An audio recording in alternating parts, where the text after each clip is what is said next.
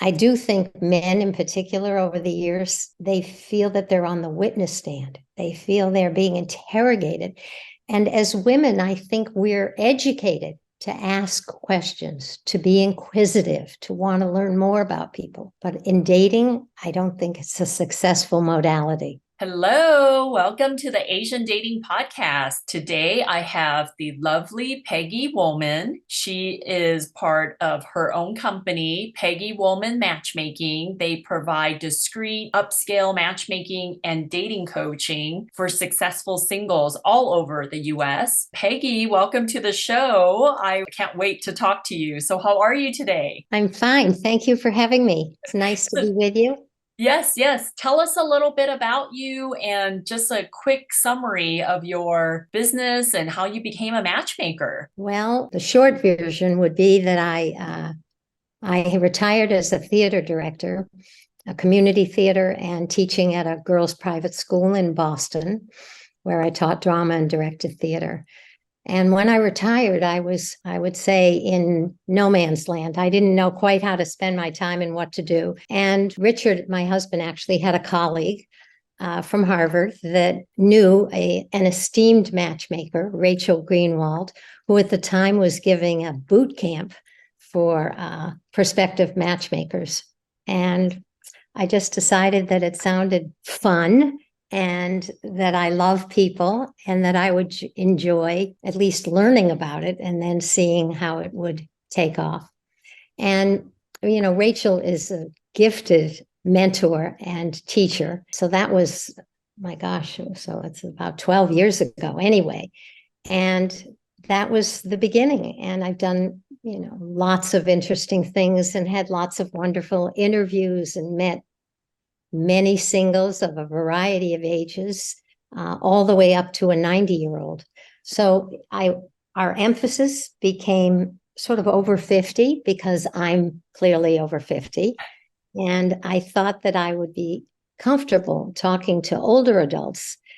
And I would say, if I were to say, really point out something that's been relevant for me over the past years, it's that the experience of older adults is no different from the experience of so many of the younger people that I've met. And the same sort of social awkwardness and vulnerability and learning to be comfortable with dating again. Maybe you're widowed, maybe you're divorced. What is it you should be talking about? How do you present yourself? How authentic can you be? I feel these are all questions and issues, whether you're 25 through 85. And we've met a whole gamut. And I think that makes us unique, actually, because I've had an opportunity to meet such a wide spectrum of people looking for love. It really is. Dating actually really is fun, challenging at all ages, whether someone's 25, 35, 45, 65, 75, right? Like, the situations and conditions are still there. You still need to have the same skill set. Like we talked about, where dating is actually a skill set. Like, you have to learn how to date and want to be a better dater to become an expert dater, right? So I know we talked a little bit off camera about dating, conversation starters, and what people can do on first dates that's kind of not the traditional route that people talk about. I mean, we talked about how you don't want to go on a date and have questions being fired off at you like an interview interrogation process. So tell me a little bit about that, Peggy, and what you've coached your singles to do. Well, I think in our culture, which is a unique culture, certainly in the European culture, you would never say to somebody, what do you do? Where are you from? Where did you go to school? Those questions in most countries are actually thought of as quite rude. And in this country, I'm not including the route of going on Google before you're on a date, because that's a whole different piece. But still, even if you have Googled your date, people are looking for people to be with that are passing some test that they have or some criteria that they have of what they think their perfect person is that they are going to want to be together with. And so they use, they're kind of like code questions, like, what do you do is somehow, how much money do you make? And where are you from is, I think, code for, are you from a good family? Even if you say you're from the East Coast, oh, where? Then you say New York. Oh, where? And then you say, where in New York? And they say, where? The Upper East Side or the Lower, and all of that is about gathering sort of information. And then did you go to school? Are you educated in somehow the way that I think that I need to continue to be with you? And these are very intrusive questions, and I don't think helpful at all.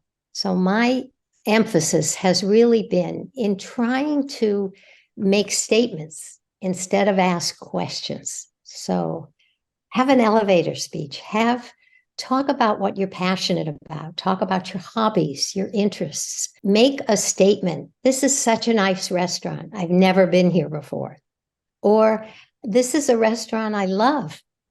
I came here a lot with my family. Whatever it is, try to start right out with something positive and that's a statement, And I do think men in particular over the years, you used the right word. They feel that they're on the witness stand. They feel they're being interrogated.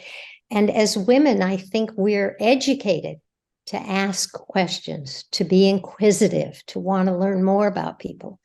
But in dating, I don't think it's a successful modality. So you suggest instead of asking questions like, so where do you work? Or what do you do? How would I gather the information without sounding like I'm judging him or interrogating him?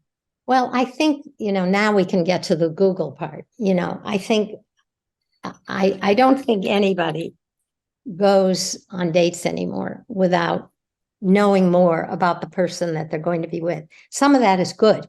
I think it's useful.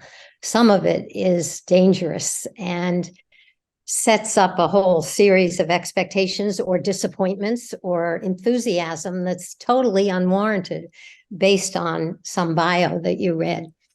And, I think the way to do it is to start by, gee, your job sounds really interesting. And here's my favorite 3 words. Tell me more. And you might be too young to be familiar with the story or the play or the musical of Grease, but that's a song in the musical Grease.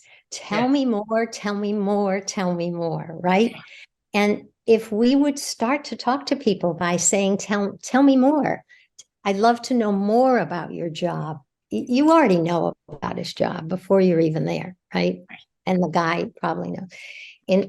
And so tell me more is a very good, simple little tip, I think. The other one is that if you're going to make a statement about yourself, that you use the word because. So maybe you want to talk about a social cause you're involved with, or a hobby, or something that is important to you, and you want the person you're with to know that there's something in your life that has meaning. And I think the word because is a very important thing. So if you say, this was a wonderful choice of a restaurant because I really like to eat by the water, or because it's in a neighborhood that I haven't explored before. So you're saying something about yourself, something that is going to open up the conversation a little bit, rather than, oh, this is a nice restaurant. Why did you choose this restaurant? And I says, I don't know. I haven't been here before. I thought it'd be a nice place to be. I don't know. It gets boring right away. And you're trying to get intimate. You're trying to figure out if this is a person that you can have a conversation with and you like talking to him or her. Okay, so I'm just thinking back to my Indian restaurant experience a couple days ago. So if I were to go on the date and we walk in the restaurant, I can say, Oh, I love Indian food because it just reminds me of my India trip 10 years ago. This just seems so fun. Like that's just a way to say something because, like you said, and then he can latch on to, oh, where did you You go in India? Or why did you choose India as a vacation spot or whatever? So, okay, is that kind of what you're thinking? Very much so. In Okay. fact, I used to tell, I still do, but I think that people, to be able to say something about yourself like that, and I made this trip to India and it was meaningful to me. It doesn't matter what it is that holds meaning to me. It doesn't, I could be the Red Sox, it can be the Metropolitan Opera, it can be anything that has some meaning for you. And what I usually tell people is, there's three ways to respond to something you've expressed about something that has meaning for you. One is somebody says, "Oh, really? I've never been to the Metropolitan Opera." Boom, done. Doesn't want to talk about it. The another one is, "Oh, really? The Metropolitan Opera? I love opera. I went with my family. My family loves opera. We always go to New York and we always go to the Met." And the third one, which I think is so valuable, is somebody who says, "Oh, really? The Metropolitan Opera? I've never been to the opera before, but I'd love to try it." So someone who says, the Red Sox are a great team, but I've always rooted for the Yankees, but maybe I'd go to a game and take a different point of view. You're looking for someone who's not closed. In my view, that's a critical thing. Trying to be around people who are open to whatever it is you're interested in. That's actually a skill, right? For Very we're much talking so. about dating skills. So someone makes that comment, it's up to you as the dater to respond something that is going to open it up for a better discussion. So let's talk about another example. What's another example aside from the Met, aside from the Yankees Well, or yeah. well, two things come to mind. One is that I think when you're on a date and you're trying to create a conversation with someone, and you have in mind before you're on the date, you're saying to yourself, I really want him to know that I'm committed to mindfulness. It's an important piece of my life. So you have to kind of be listening with your third ear during the evening about when you're going to say something that is important for you to have your date know. And so oftentimes I'll hear people say, "He just talked the whole time about himself." I'm sure you've heard that 100 times. "Well, I couldn't get in a word in edgewise. There was nothing for me to say. He just talked." Well, I don't buy that innocence from women, because if he's talking about his ex-children and some of the difficulties and the one that's a loner and lives out west and blah, you have to have the ability to insert, "Oh, really? I understand what that's like. I have a cousin who has a son like that," or "I know someone," or I've heard that before. And then your job is to say something about you at that moment. You can't come away from a whole date with someone and say you didn't get a chance to talk about yourself. I think you have to take some responsibility for that. And I brought up the mindfulness because many years ago, I remember a woman that I worked with from one of the spiritual centers in the country, a large one. And she said to me, "Oh, gee, I don't know what I'd talk about myself. What would I say I'm passionate about?" And I said, "Wait a minute here. You work in this spiritual center. You work with people every day on being mindful and thinking about what matters to them in their life. That's all you need to talk about that's important to you." Yeah. Anyway, that came up as something I remember from years ago. So you're saying that if someone was going on a date and the guy is a chatterbox, he just talks, talks, talks. My duty on the date is also to interject and add something to the conversation to make sure he knows something about me. That's what you're saying, that I got to make sure that I talk about what he's talking about, but I share some information even without being asked. Absolutely. Yeah. I think absolutely. I think women, young women, I hear this all the time. It's not necessarily older women. Oh my gosh, it just was all about him. It was all about him. And Right. I think that it's harder for women to figure out how to insert themselves. You could even say, I'd love to tell you a little more about myself. Yeah. Maybe he doesn't realize that that's what he's doing. And I think that's another piece of dating that I'm sure you're familiar with. We use one tiny bit of evidence all the time, and somehow that becomes the whole story. Right. So one thing that wasn't, I remember a woman once saying to me that she had met this lovely guy, and he was a psychologist and he was very smart. She was a psychologist too, actually. And she said, I really enjoyed it. Except during the date, he said the weirdest thing. He said when he was in college, his mother wrote his papers. And I said, well, what did he mean by that? She said, I don't know. I didn't ask him. So did it mean that his mother typed his papers? What did it even mean? I think inserting ourselves and getting information on dates that's important to us rather than using that, which she did, as the single reason why she wouldn't go out with again. How could a guy have his mother write papers for him in college? Right.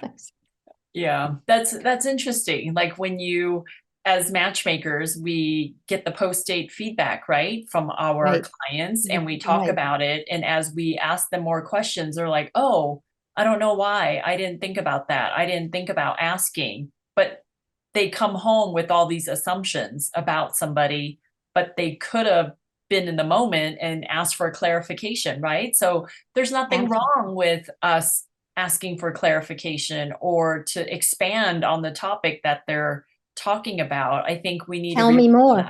right.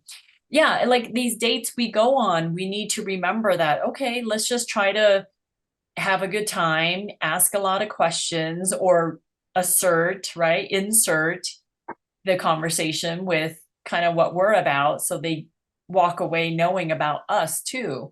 So I think it's just as important. You don't just let the guy talk and talk and talk and then decide you don't want to be with him, but he's talking about some stuff. Maybe he's nervous. That's why he's talking so much. Or maybe Absolutely. he doesn't like silence between the two of you.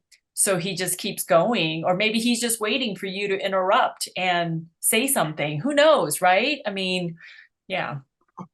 Absolutely. And I think it's important, at least in my experience, to feel that you have something to contribute to the evening and you know what it is. It's be prepared a little bit.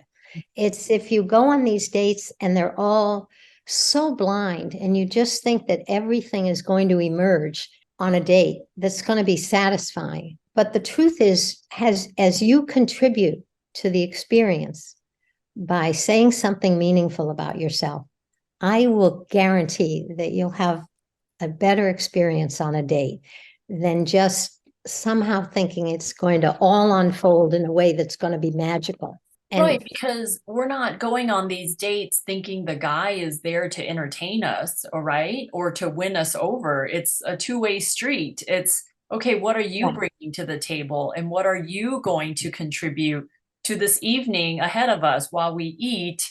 Hopefully she's being entertaining and telling good stories and sharing, smiling. smiling, right? And I always Yeah. say, don't look so serious. You have a beautiful smile. I remember a fellow that I had introduced to somebody once. And he said she was so interesting. We had such a nice evening. She never smiled. Yeah. And I thought, smiling is very important. It matters. Our body language matters. Messing with hair all the time matters. Certainly being smart enough not to use your phone, that's critical. But, body language is very important on dates. And I think for Yeah, guys, don't cross your arms when you're on the date. absolutely. Yeah. You know, even putting your hands in front of you, try to be open, right? You don't want to hide your hands when you're talking, put your hands under the table You want to keep them visible and out and be expressive when you talk, right? Like, I guess you're right. Sometimes we do forget to smile because you're so into the conversation, but you don't want to be so serious on a date. You want to be playful. So, how would someone be playful on a date? What would you recommend the guy or the girl to do to exude kind of playfulness and carefree lightheartedness during the date? Well, some of it I think is pretty straightforward. I really think, and I know you and I mentioned this before, it's such a simple little word. Hello, it's nice to meet you. Whether or not he looks exactly what you've dreamt this person would look like or not, you have to assume that something positive is going to come out of this experience. And I really believe out of pretty much every experience, something positive can come out of it. So you start by, hello, it's nice to meet you. And sort of help, both for the guy and the woman. I think it's important to just look at somebody and say, it's really nice to meet you. And you don't have to rush to the next, I think as women in particular, we feel a need to fill in the blanks right away. That pauses are okay. Okay, pauses are okay. We Hi, used to say nice in to a meet you. play, yeah, we used to say that in a play, when you rush all the lines on top of each other, that the most meaningful line in a play is silence. Oh, interesting. Okay. You wait and see how it gets filled naturally. But it's part of being with somebody. You're going to have that for the rest of your life. Not every minute is going to be filled with invigorating, enlightening conversation with each other. And you want to be able to sort of sit there and just kind of take in the moment a little bit. I mean, playful is wonderful. I think dates should be fun. I think in particular, first dates should be fun. I like even more than dinner. I like, going for an ice cream, taking a walk, seeing, just having a little bit of an experience together that can be a little more lighthearted. Dinner can be hard, I think. Yeah, someone mentioned a donut date. I thought that was cute. Like, That's just go get a adorable. donut or go to a dog park. Even if you don't have a dog, just go and watch the dogs and see how you interact with your date. There's so many ways of getting to know somebody and to have an Mhm. experience and bond with them and create that chemistry. Do you believe that chemistry is created, or you believe chemistry just happens naturally? Like, can you create chemistry between two people? I think I believe a little bit in both. Okay. I do believe that sparks fly and that you're just the same way when women or guys are meeting a guy they really want to spend more time with. There's something there right away that is inviting and you want to be with this person more. Uh, I think that's uncontrollable. I think it's just something that's innate and it just happens. Nice person, look that person in the eye. I want to be with this person. Maybe not for the rest of my life, but I want to be with this person again. But I do think, and this may be more true as singles get older, or maybe they've had an earlier relationship, that it can take time to feel that kind of chemistry. That it certainly can be more than a date. And maybe it's the third date or the fourth date, and things just became fun. The first date, everybody was so nervous and things felt that they were awkward and forced and nothing felt like fun. And all of a sudden, on the second date, when the fellow calls her up, I say, try it again, go out again. I think she's a great person for you to meet. And, he'll come back and he'll just say, we had so much fun this time. I think we were both so nervous the first time. Now, is that chemistry, or I think there's a kind of education that's going on, so I think both can happen, but I do believe in sparks, and maybe not for both people, I at the same time, in the same way, at the same rate. I mean, I met my husband on an airplane. Oh, you did? There's Okay. no question that for him, the sparks flew because I reluctantly gave him my name and number. So there must have been something that I felt. And it took my being with him to feel that chemistry a second time. But for, maybe I think guys actually, I don't know what your experience has been, but guys talk about chemistry all the time. Mhm. Women talk about chemistry, but I think it's easier to discuss different aspects of chemistry with women. Guys just seem to say right away, there's no chemistry. I couldn't. I guess for guys, maybe they just feel like, okay, can I imagine myself kissing her? If yes, then there's chemistry. If no, then it's like, oh, I don't even want to touch her. So there's no sparks there at all. And it's Right. hard for guys to build up that chemistry over experience or bonding. But yeah, Absolutely. right. Absolutely. And patience is hard to come by these days. Everything is such instant gratification, everything, that I think our expectations are, or the people, so many of the people I meet, is that they're going to know, quote, right away. I'm going to know right away. I know I'm going to know as soon as I, take a walk with him. I'm going to know whether or not he's the right person for me. It's absolutely silly and crazy. Yeah. But we are very much accustomed to instant gratification. And if you don't feel it right away, then it's never going to be there. But that's how people fall in love at work, right? They don't find them attractive initially, but then they get to know each Yeah, other. They good have point. to work side by side, so then they slowly get to know that person, and then they appreciate them, and then they have a crush on them, and then like you're walking down the street and sometimes this gorgeous woman is with this guy who's not so gorgeous. And you're like, how did they ended up together? Well, they must have been at work and they had to work next to each other. So they got exposed to each other for 5 hours, 10 hours, 20 hours, 2000 hours.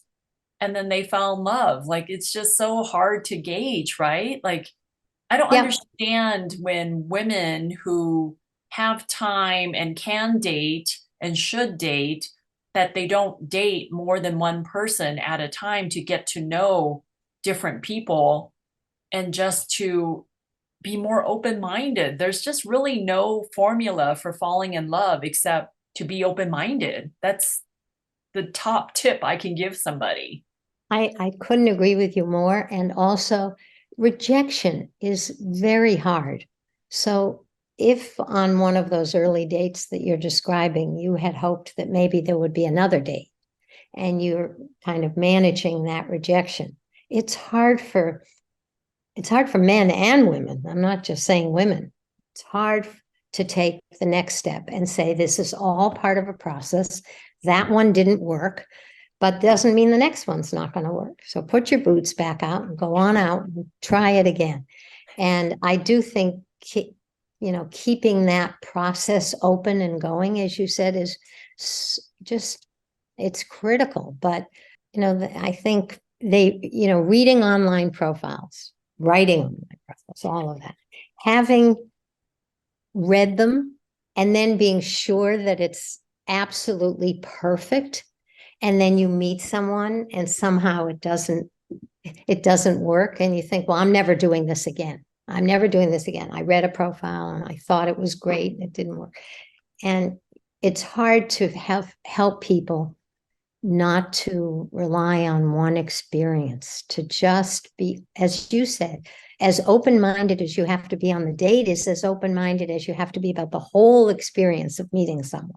It's almost like that's why they get a dating coach, is because the dating coach kind of pushes them or be their cheerleader or challenges them to say, hey, just go out on one date a week for the next 3 months, or just see this person again. If they have 80% of what you're looking for, just go out 2 or 3 times with them. I bet you if someone had that challenge for the year, like, you know what, if this guy is neutral or positive, I didn't really have sparks with him, but I promise I'm going to go out on 3 dates every time with a guy that's good on paper. I bet you she will find her man by the end of the year or within 6 months if she just committed to the process that we're trying to get our clients to do, right? Like you could be your own dating coach, you could be your Right. own matchmaker by just following the, those helpful tips that the matchmakers tell our clients to do. And one thing I've noticed, though, is that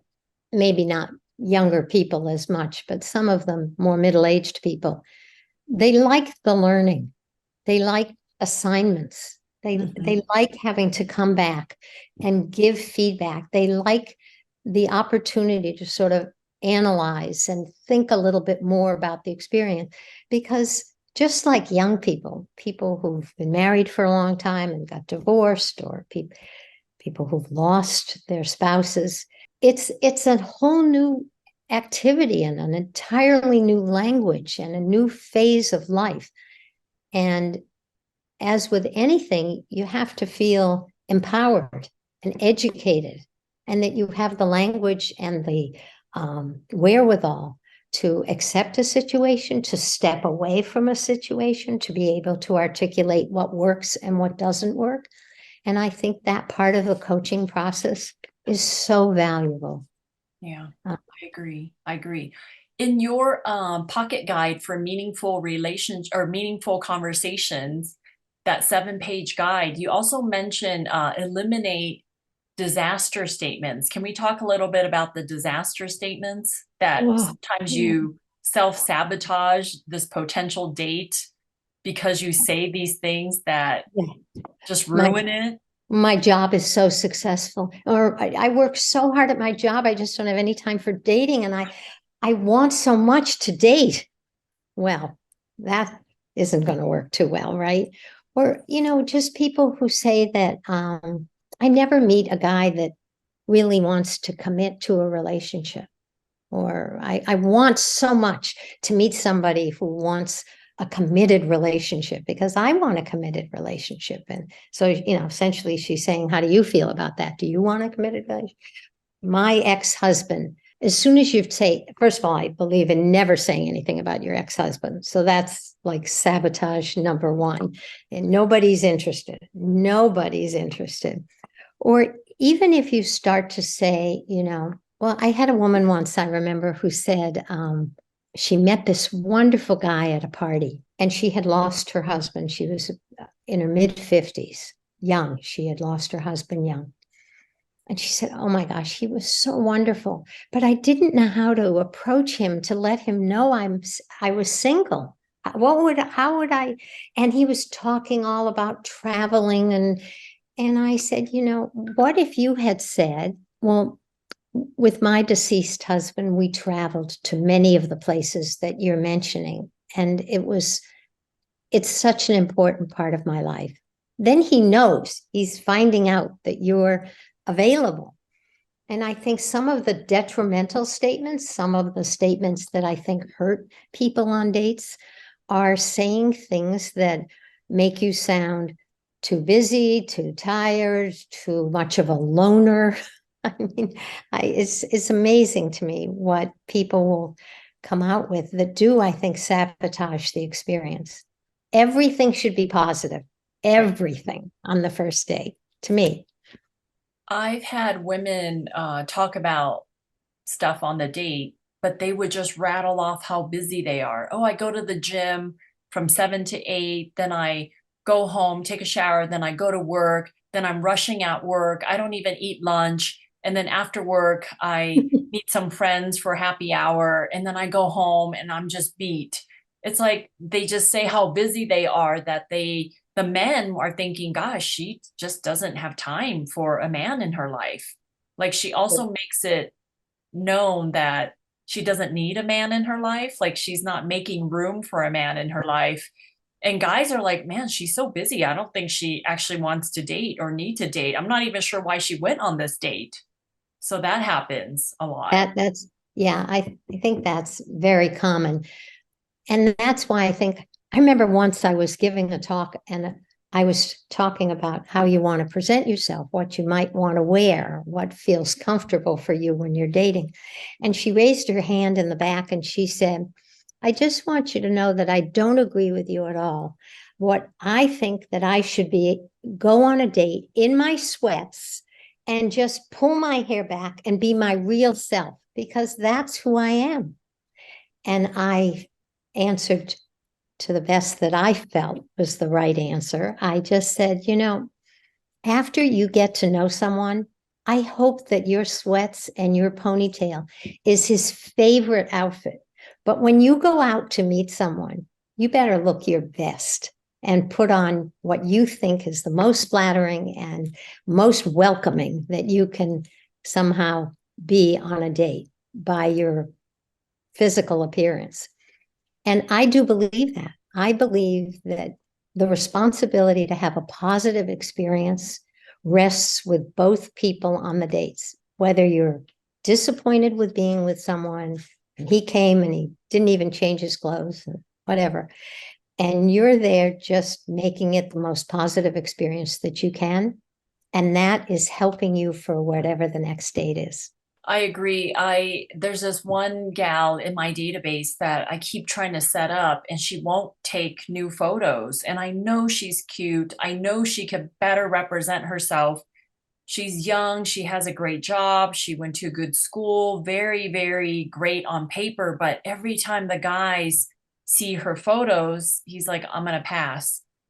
I know she's cuter than that because on Zoom she's cuter than her photos, but she won't take photos. And she's like, well, this is me. This is what I look like. I'm like, but can you put a better version of you on, for me to represent you? And then, like you said, later on, you can, of course, when you wake up in the morning and go get breakfast, you can not put on makeup and pull up your hair and wear sweats. But during the dating process, you kind of want to put your best foot forward, right? And I don't understand why some women just won't They do don't want that to, piece. right? That it's this little piece of advice that's going to cost less than $300 just to get professional photos, or Right. have your friend use her iPhone and take photos of you. I mean, such a huge difference that can completely change your life. But Well, she won't. one thing you can do is, I think it's not what you need to represent her. It's what she needs to be represented. She Right. needs to do that for herself. And I think that, photos, they've become so important. They're just so critical. Right. And truthfully, I won't work with someone unless I think that their photos are the best possible photos that they can be, because that's what they need. They absolutely need to be have a photo that they love. That's what I always say. Everybody says, "Oh, I hate pictures of myself. I don't want to have photos taken. I never look good in pictures." I mean, we all hear that every single day. Well, what I say to women is, here's the choices. I want you to pick the photo that you're saying, I love this photo. And if you don't love this photo, we'll do it again until there's one you love. Because they have to feel good about themselves. But Right. good photos are, it's too bad. Back in the day, I just want to say, when I first started, I didn't use photos. I said no photos because it's only a photo. And it worked for quite a long time, but not now. Yeah, I try to not show photos in my matchmaking service, Right. but Right. I felt like the men weren't going for it. The women would. Women would be like, Yeah. okay, here's some guys that I like. Please just know my type. But then I show photos because yes, it's tougher on matchmakers if you show photos, right? Because then the matches have an option to decline based on the physical photo. Right. But it just also makes my job easier. Like, okay, I don't want to waste their time to go out with somebody that they're not at least a little bit attracted to. I mean, photos are so easy now. Our phones have cameras I on them. know. I know. You can't even lie and say, I don't have a camera. I don't have any way to take a photo. Come on. You Everybody know, has friends, right? That can help and take some photos. And I think women are lucky. Women can wear makeup, can make themselves look good. I feel like every woman can make themselves look a little bit better with a little makeup. Guys have it tougher, right? Guys, it is what it is. They're not wearing makeup usually. So, but yeah, I feel like everyone can make themselves prettier and help attract the right guy. If you're frustrated out there with dating, that's the Look, number one thing, right? Just get better photos and update your wardrobe. Get some help and get update your absolutely. wardrobe. Yeah. And, and I always include them so that Yes. it's never an expense. Right. If it's an added expense, people are reluctant, but if it's included and it's our expectation that they Right. will want to be represented in the best possible way that they can. Right. I mean, I feel that. Well, Peggy, thank you so much for joining me today. I truly appreciate you taking the time and telling the listeners your point of view on dating and all these great tips. Any last dating tip you want to give before I let you? Well, just for people to feel that, real conversations come from real connections. Looking at people, look people in the eye when you talk to them. Talk less, listen more. Find out about people. And most people, whether or not it's the person you're going to spend the rest of your life with or not, you're going to enjoy meeting people and smile. I love it. I love it. Well, thank you so much, Peggy. I will put all of your contact information in the show notes. And for listeners out there, if you want to be part of my database, go to twoasianmatchmakers.com. Find me, men and women, take a look at my website and contact me. And I would love to help you out to find you a great match who you can talk to and have deep, meaningful conversations with. Bye. Bye. Thank you, May.